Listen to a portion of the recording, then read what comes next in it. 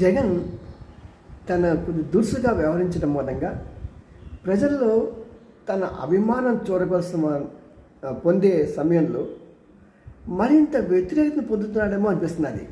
కారణం ఏంటంటే చాలా సందర్భంలో ఈ రాజకీయ నాయకులు యాగ్రెసివ్గా ఉండాల్సిన సమయంలో యాగ్రెసివ్గా ఉండాలి, కానీ కొన్ని సమయాలు తన కోపమే తన శత్రువు అనే పదాన్ని వాళ్ళు నేర్చుకోవాలి.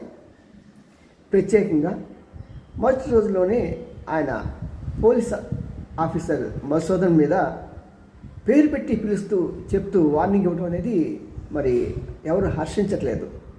రెండోది, ప్రతిపక్ష హోదా పొందాలి అనుకుంటున్న వ్యక్తి మరి అసెంబ్లీలో ఉండాలి కదా. ఎందుకంటే అసెంబ్లీలో ఉండి నాకు ఈ పదవి కావాలని కోరాలి, కానీ అసెంబ్లీని వదిలేసి అందులో ఓట్ అండ్ అకౌంట్ బడ్జెట్లు ఉన్న సమయంలో ఇలా బయటకు వెళ్ళటం అనేది, దాన్ని చెంతకి వెళ్ళకపోవడం అనేది